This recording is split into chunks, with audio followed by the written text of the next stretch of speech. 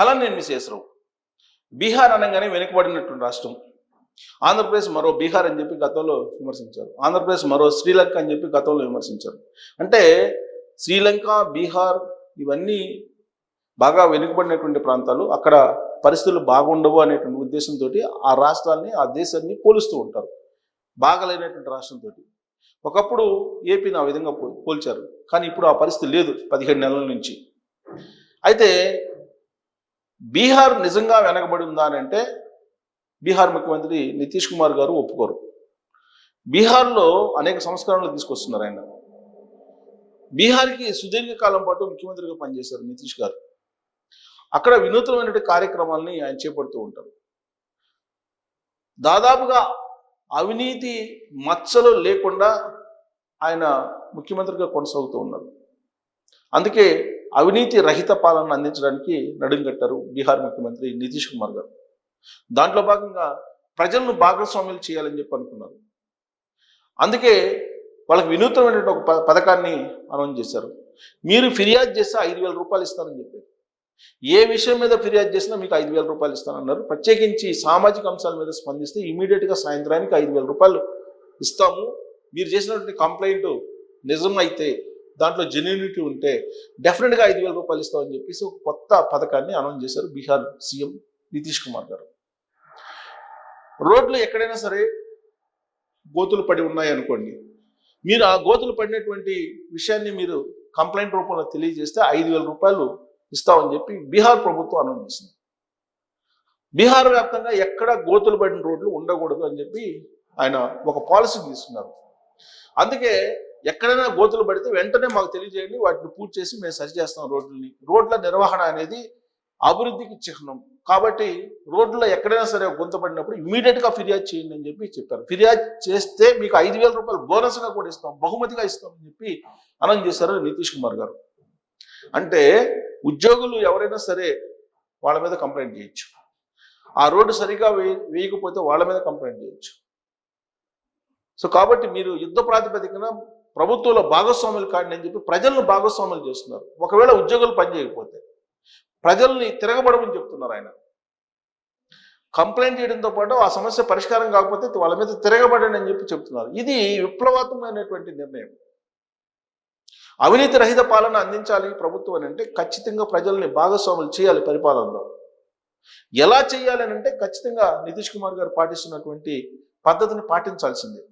కేంద్ర రవాణా శాఖ మంత్రి నితిన్ గడ్కరీ గారు కూడా ఒక సంచలనమైన నిర్ణయం తీసుకున్నారు.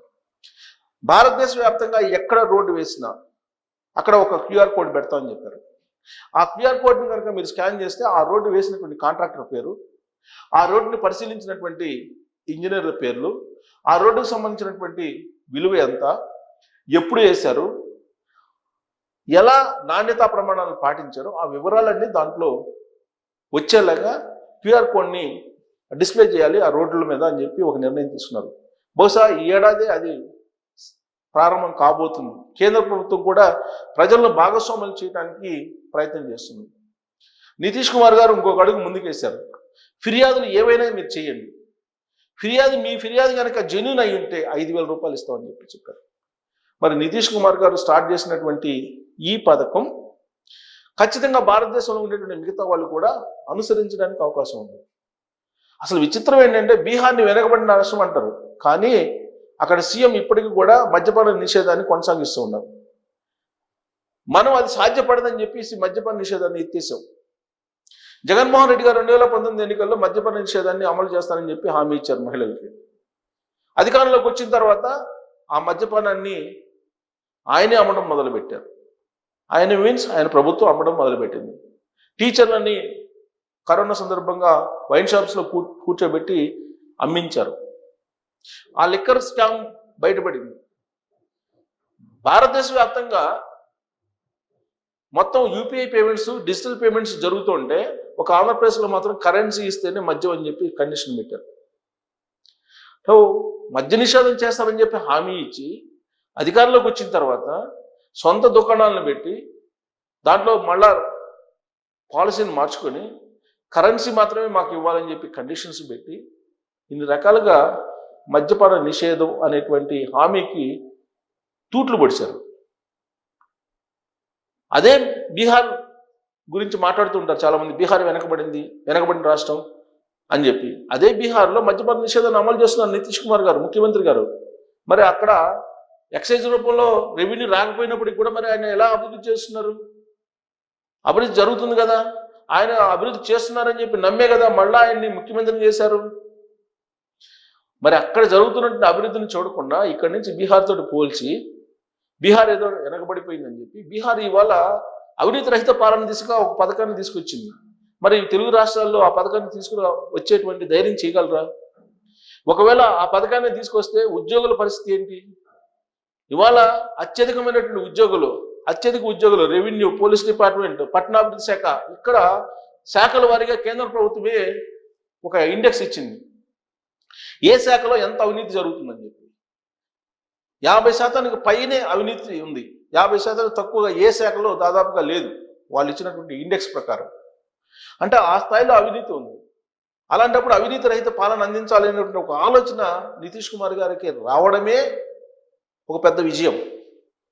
దాన్ని కనుక అన్ని రాష్ట్రాలు కనుక అమలు చేస్తే ఖచ్చితంగా భారతదేశం అవినీతిని కనుక ఆపగలిగితే, అరికట్టగలిగితే దానంతటా అదే ఆర్థికంగా ప్రపంచంలో ఒక శక్తిగా నిలబడుతుంది, ఆర్థిక శక్తిగా నిలబడుతుంది. దానికే పెద్ద ఎత్తున సంస్కరణలు, పెద్ద ఎత్తున కష్టపడాల్సిన అవసరం లేదు. అవినీతిని నిర్మూలించగలిగితే భారత ఆర్థిక శక్తిగా ఎదుగుతుంది. ఇది ఆర్థికవేత్తలు చెప్పేటువంటి మాట. ఎక్కడో విదేశాలకు తరలి వెళ్ళినటువంటి బ్లాక్ మనీని తీసుకొస్తారని చెప్పి నరేంద్ర మోడీ గారు 2014 ఎన్నికల సందర్భంగా ప్రచారం చేశారు. ప్రజలు నమ్మారు, ఆయనకు ఓటేశారు. ఆయన ఆ బ్లాక్ మనీని తీసుకురాకపోగా బ్లాక్ మనీని తరలించినటువంటి వాళ్ళ జాబితాను బయట పెట్టడానికి కూడా ఇష్టపడలేదు ఇప్పుడు కేంద్ర ప్రభుత్వం. కారణం ఏంటి? బయట పెడితే వాళ్ళ వ్యాపారాలు దెబ్బతింటాయి అని చెప్పి సీక్రెట్గా ఉంచేలాగా చేసింది కేంద్ర ప్రభుత్వం. మరి ఇదే నరేంద్ర మోడీ గారు 2014 ఎన్నికల ముందు బ్లాక్ మనీని తీసుకొస్తానని చెప్పారు, విదేశాలకు వెళ్ళినటువంటి వాళ్ళని లాక్కొస్తానని చెప్పారు. ఇదేది సాధ్యపడలేదు నితీష్ కుమార్ గారు. అందుకే ప్రజలను భాగస్వామ్యం చేసి ఎవరైతే అవినీతి పాల్పడుతున్నారో, ఎవరైతే సరిగ్గా పనిచేయట్లేదు, ఎవరైతే రోడ్ల నిర్వహణ సరిగ్గా చేయట్లేదు వాళ్ళ మీద కంప్లైంట్ చేయండి, నేను 5,000 రూపాయలు డబ్బులు ఇస్తాను మీకు అని చెప్పి చెప్తున్నారు ప్రజలకి. మరి అలాంటప్పుడు ప్రజలు ఖచ్చితంగా కంప్లైంట్ చేస్తారు కదా. అది ఒక ఉద్యమంలాగా రావాలని ఆయన కోరుకుంటున్నారు. అది కానీ ప్రజల తిరగబాటు స్టార్ట్ అయితే ప్రజల నుంచి ఖచ్చితంగా ఉద్యోగులు అవినీతి తగ్గుతుంది. అవినీతి పరులైనట్టు ఉద్యోగుల్ని నిలబెట్టి ప్రజాస్వామ్యయుతంగా ఖచ్చితంగా శిక్షించాల్సిందే ప్రజలు. మరి ఇలాంటిది చంద్రబాబు గారు తీసుకొస్తారంటే ఖచ్చితంగా తీసుకొచ్చే అవకాశం ఉంది. ఎందుకనంటే నితీష్ కుమార్ గారు అత్యంత సన్నిహితులు చంద్రబాబు గారికి. బహుశా రాజకీయంగా వాళ్ళిద్దరు సమకాలీకులు కూడా. నితీష్ కుమార్ గారు అలాగే చంద్రబాబు గారు ఇద్దరు కలిసి ఎన్డీఏ ప్రభుత్వాన్ని అప్పట్లో వాజ్పేయి గారు ఉన్నప్పుడు నడిపినటువంటి అనుభవజ్ఞులు, ఎన్డీఏ కన్వీనర్లుగా ఉన్నారు. పైగా వీళ్ళిద్దరూ చాలా సన్నిహితంగా కూడా ఉంటారు, నితీష్ కుమార్ గారు అలాగే చంద్రబాబు గారు. ప్రస్తుతం ఉన్నటువంటి ఎన్డీఏ గవర్నమెంట్కి ఒకళ్ళు రైట్, ఒకళ్ళు లెఫ్ట్గా ఉన్నారు. వీళ్ళిద్దరు బలంతో ఇప్పుడు నరేంద్ర మోడీ గారి ప్రభుత్వం నిలబడింది. బీహార్లో కానీ ఆంధ్రప్రదేశ్లో కానీ ఎన్డీఏ ప్రభుత్వాలు ఉన్నాయి. మరి నితీష్ కుమార్ గారు ఏదైతే కొత్త పథకాన్ని తీసుకొచ్చారో అలాంటి దాన్ని చంద్రబాబు గారు ఇంప్లిమెంట్ చేయకుండా ఉండలేరు. ఎందుకంటే నితీష్ కుమార్ గారి కంటే ముందుండాలని చెప్పి అనుకుంటారు చంద్రబాబు గారు. అన్నిటా ముందుండాలి, ట్రెండ్ సెట్టర్గా ఉండాలని చెప్పి చంద్రబాబు గారు కోరుకుంటారు. అట్ ద సేమ్ టైం ఎవరైనా ఒక మంచి స్కీమ్ని తీసుకొస్తే దాన్ని ఇంప్లిమెంట్ చేయడానికి కూడా సిద్ధంగా ఉంటారు. అందులో నితీష్ కుమార్ గారు తీసుకొచ్చారంటే ఖచ్చితంగా దాన్ని పరిశీలిస్తారు. అదే కనుక తీసుకొస్తే చంద్రబాబు నాయుడు గారు తెలుగు రాష్ట్రాల్లో ప్రత్యేకించి ఆంధ్రప్రదేశ్లో అవినీతి రహిత పాలన దిశగా ప్రజల్లో ఒక ఉద్యమం ఖచ్చితంగా వస్తుంది. ఎందుకనంటే ఇవాళ ల్యాండ్ టైటిలింగ్ యాక్ట్ అనేది ఒక పెద్ద ఇష్యూగా మారింది ఆంధ్రప్రదేశ్లో. 190 మంది ఈ సమస్యతో బాధపడుతూ ఉన్నారు. ఈ సమస్యను పరిష్కరించాలని చెప్పి రెవెన్యూ ఆఫీసులకు వెళ్తే ఎకరానికి ₹1,00,000 అడుగుతున్నారు.